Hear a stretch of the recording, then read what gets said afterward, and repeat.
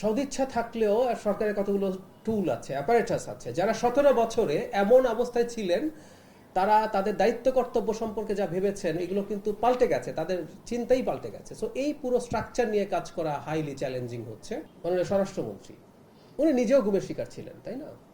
এখন কেউ বলতে পারেন যে কেউ যদি গুমের শিকার হন তিনি গুম করবেন না, এটা কি গ্যারান্টি আছে কিনা? গ্যারান্টি নেই। কিন্তু আমি একটা কথা বারবার বলছি যে এই অন্যায় এবং এই অপরাধগুলোর যে পরিমাণ শিকার ক্ষমতাসীন দল হয়েছে, কেউকে যদি অন্য কোনো পরিচয়ও কেউ এটা করে থাকে তাকে উদ্ধার করা বা যাবতীয় দায়িত্ব কিন্তু সরকারের।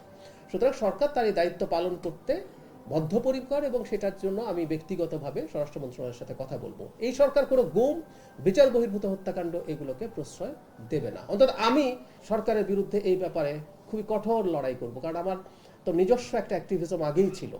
একটা রাষ্ট্র কাউকে যদি গুম করে, কাউকে যদি বিচার বহির্ভূতভাবে হত্যা করে, সে আর রাষ্ট্র থাকে না, সে মাস্তানে পরিণত হয়। রাষ্ট্র কিন্তু কাউকে খুন করতে পারে, বিচারিক হত্যা সেটা হচ্ছে আমরা বিচার করব, বিচার করে সব প্রসেস শেষে তার মৃত্যুদণ্ড হতে পারে, তখন সে রাষ্ট্র হয় যে আমি আইন প্রয়োগ করছি। সে যদি এমনি ধরে খুন করে ফেলে, এমনি ধরে গুম করে ফেলে, সেটা তো আসলে মাস্তানি হয়, এটা রাষ্ট্রের কাজ হয় না।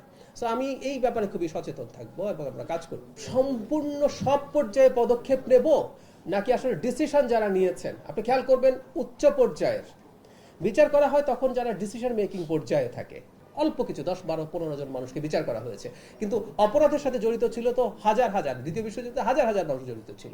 যারা ওই পলিসি নেয়ার সিদ্ধান্তের জায়গায় ছিলেন তাদের বিচার হবে, শুধুমাত্র চাকরি থেকে বহিষ্কার না, বিচারও হবে আমাদের পুলিশ বাহিনীর প্রতি। তারা অতীতে কি করেছেন তাতে কারো কারো যদি অপরাধ থাকে সেই বিচার চলুক, কিন্তু আমরা অ্যাজ এ হোল এই বাহিনীটাকে যেন ডেমোনাইজ না করি, তাদেরকে একটু কাজ করতে দেওয়া দরকার। তারা এখন ভালো কাজ করতে গেলে অনেক ক্ষেত্রে বাধার সম্মুখীন হচ্ছেন।